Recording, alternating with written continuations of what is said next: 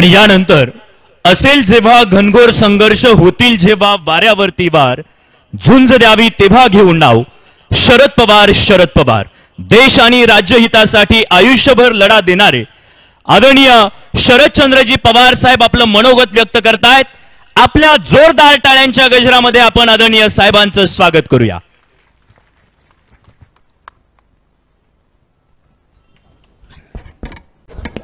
आजच्या कार्यक्रमाचे अध्यक्ष शरदरावजी भुजबळ, सगळ्यांचे देशाच्या लोकसभेमध्ये समर्थपणानं प्रतिनिधित्व करतात ते खासदार डॉक्टर अमोलदादा कोल्हे, सचिन भाऊ आहेत, आपल्या सगळ्यांचे लोकप्रिय आमदार बाबाजी शेतकाळे, मार्केट कमिटीचे प्रमुख विजयसिंह शिंदे, उपसभापती क्रांतिताई सोमवंशी, समता परिषदेचे कार्याध्यक्ष बापूसाहेब भुजबळ, अशा कार्यक्रमाच्या निमित्तानं यांनी आम्ही सगळ्यांनी या ठिकाणी यावं यासाठी काळजी घेतली. ते आमचे सहकारी रामभाऊ कांगे, सूर्यकांत फरांदे, दिलीपराव दवले, बाळासाहेब शिवरकर, आपल्या मार्केट कमिटीचे चेअरमन विजयसिंह शिंदे, अन्य सगळे सहकारी, कृषी बाजार समितीचे माजी अध्यक्ष विनायक गृहकर, व्यासपीठावरचे सगळे मान्यवर आणि उपस्थित बंधू भगिनींनो, आजचा हा कार्यक्रम एक प्रकारचा ऐतिहासिक कार्यक्रम आहे. या व्यक्तिमत्वानं आपलं जीवन समाजाच्यासाठी दिलं, समाजामध्ये जागृती केली, चुकीच्या प्रवृत्तीच्या विरुद्ध संघर्ष करण्याची भूमिका घेतली आणि उभं आयुष्य हे समाजाच्या अपेक्षित घटकांच्यासाठी दिलं. अशा थोर महत्त्वाचं पतिपत्नीचं एक अतिशय देखणं स्मारक आज या ठिकाणी होतं आहे, याचा आनंद तुम्हाला मला सगळ्यांना आहे.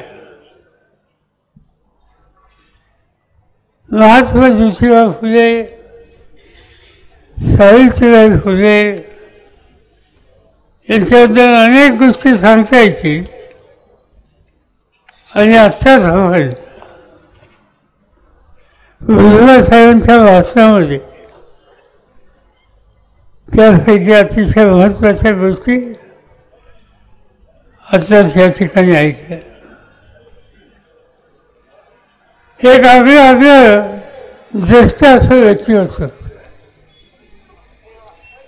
आधुनिकता, विज्ञान या सगळ्यांचा पुरस्कार हा महात्मा फुल्यांनी एवढा इच्छा केला आणि शैक्षणिकदृष्ट्या समाज समृद्ध व्हायचा असेल तर शिक्षणाच्या दरवाजे सर्वांच्यासाठी आणि विशेषतः काळामध्ये महिलांच्यासाठी सुद्धा देण्याचा प्रबंध ही करण्याची एक महत्त्वाची गरज होती आणि त्याची पूर्तता करण्याच्यासाठी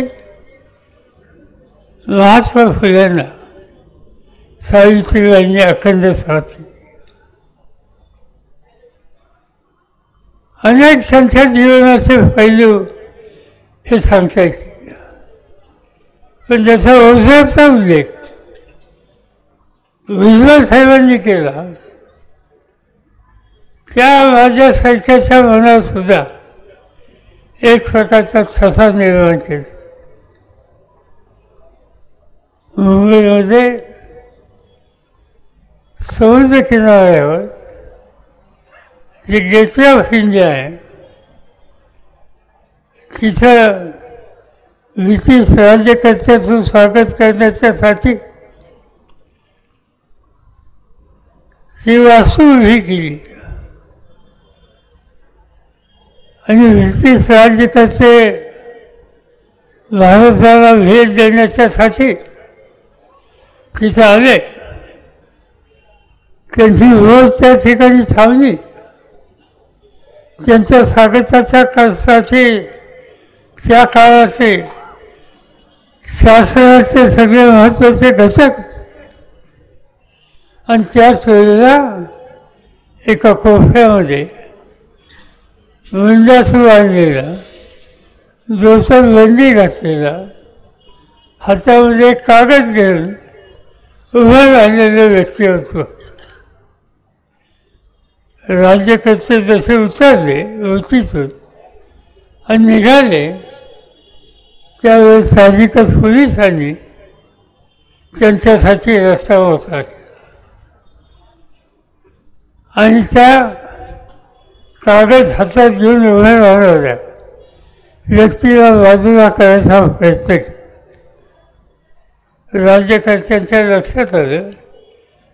त्यांनी सांगितलं थांबला, हे काहीतरी वेगळं व्यक्तित्व दिसत आहे. त्यांच्या हातात काही कागद आहे, कदाचित नियोजन असते आणि त्याचा स्वीकार करावा. त्याचा स्वीकार राज्यकर्त्यांनी केला. काय होतं त्या कागदात? पुणे विभागामध्ये दुष्काळाचं साम्राज्य होतं. जगण्याची चिंता लोकांना होती आणि अशा काळामध्ये इंग्रज सरकारने लोकांना काम देण्याच्यासाठी खरी फळाचं काम दिलं. त्या ग्रस्तांच्या मागणीमध्ये असं लिहिलं होतं की दुष्काळाच्या संकटामध्ये माझा कास्तकार अडकलेला आहे, त्याला खरी फळाची शिक्षा ही देऊ नका. याऐवजी असं काही काम द्या की ज्या कामामुळे त्यांच्या शेतीला पाणी पुरवठा हा कायमस्वरूपाचा होईल. आणि तो जर करायचा असेल तर थेंब नसेल पडणारं पाणी हे थांबवलं पाहिजे आणि त्यासाठी जे धीर तलाव हे करा, त्यामधून दुष्काळाचं संकट दूर होईल. दुसरी मागणी त्यांची की शेतीला जोडधंदा हवा आहे आणि तो जोडधंदा करायचा असेल तर उच्च प्रतीचं पशुधन तयार केलं पाहिजे आणि ते करायचं असेल तर विलायतेचं वळू पाठवा आणि नवीन संकरित जात आज या ठिकाणी तयार करा की जेणेकरून अधिक दुधाचा पुरवठा हा त्या शेतकऱ्याला होईल आणि त्यासाठी याची आवश्यकता आहे. आणि तिसरी गोष्ट ही होती की या सगळ्या गोष्टी करत असताना अनेक गोष्टी आहेत, पण या एक एक गोष्टी सांगत असताना त्यांनी सांगितलं की अलीकडच्या काळामध्ये वृक्षवल्ली झाडं ही तोडण्याच्या संबंधीची भूमिका ही घातक आहे.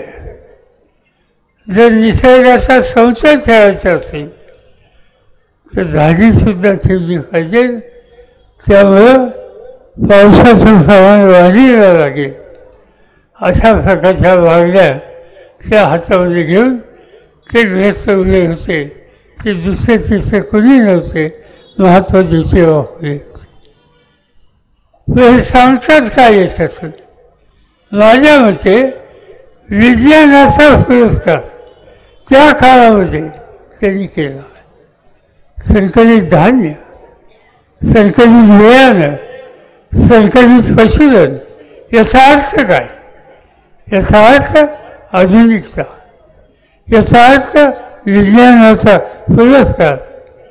आणि हा विचार ज्योतिबा फुल्यांनी त्या काळात केला. आज अनेक गोष्टी त्यांच्याबद्दलच्या सांगता येतील. शिक्षणाच्या संबंधीचं प्रचंड काम त्यांनी केलं. सावित्रीबाईंनी त्यांना साथ केली. उद्योग, व्यवसाय याचंही महत्त्व होतं. त्याचा उल्लेख मागाशी भुजबळ साहेबांनी केला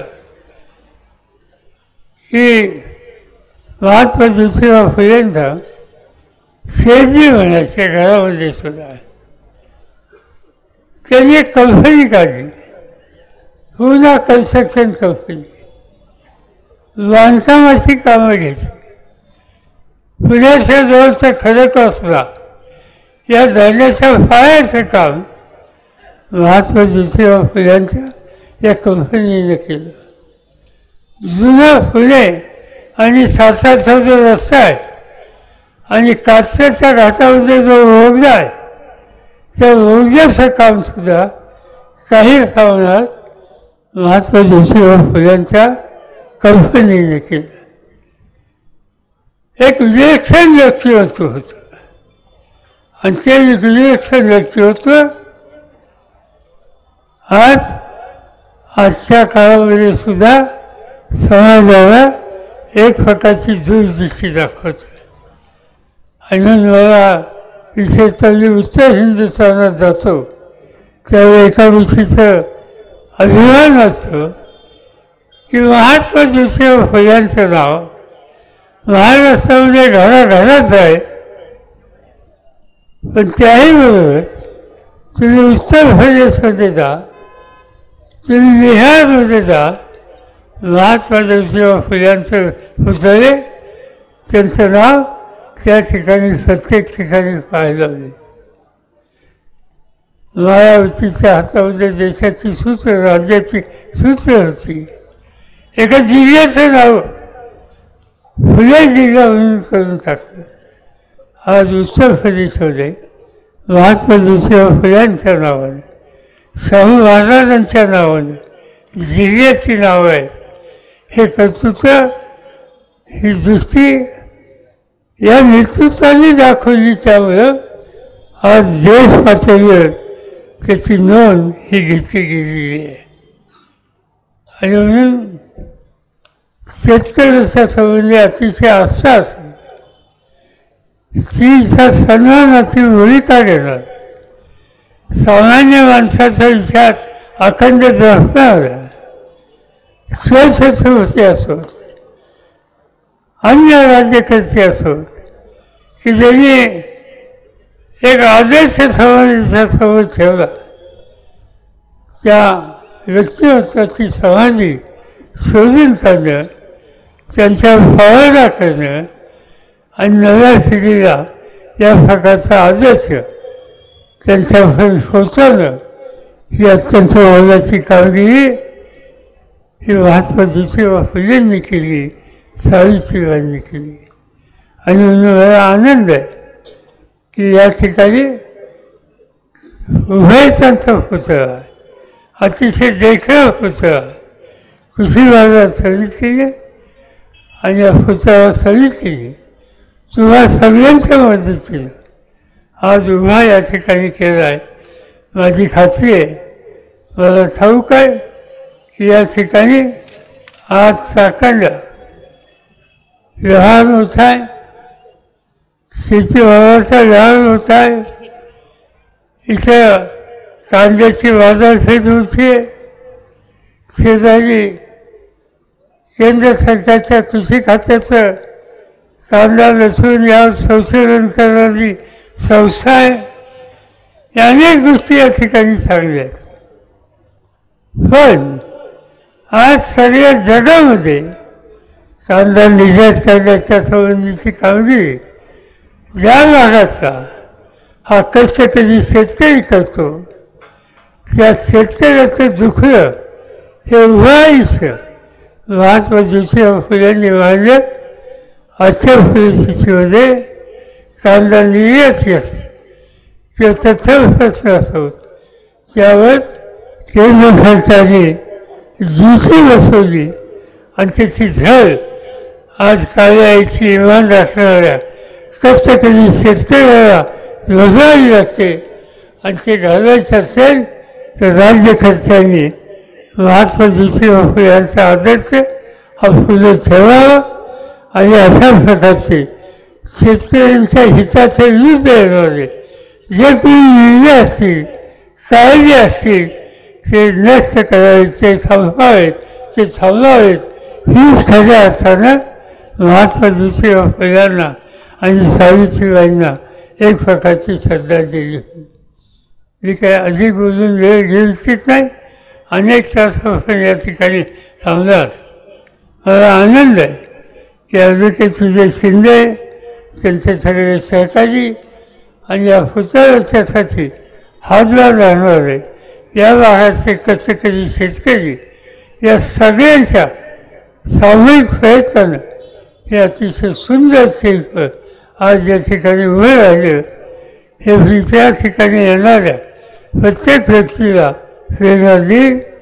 हे करत असताना जो शेतकरी कुटुंबाचा घटक या ठिकाणी मालाची विक्री करण्याचा निश्चयाने येत असतो दिवस त्याचा जातो आणि म्हणून रास्त किमतीमध्ये सर्व भोजन द्यायची व्यवस्था या ठिकाणी या कमिटीने केली त्याहीबद्दल कमिटीला मी धन्यवाद देतो.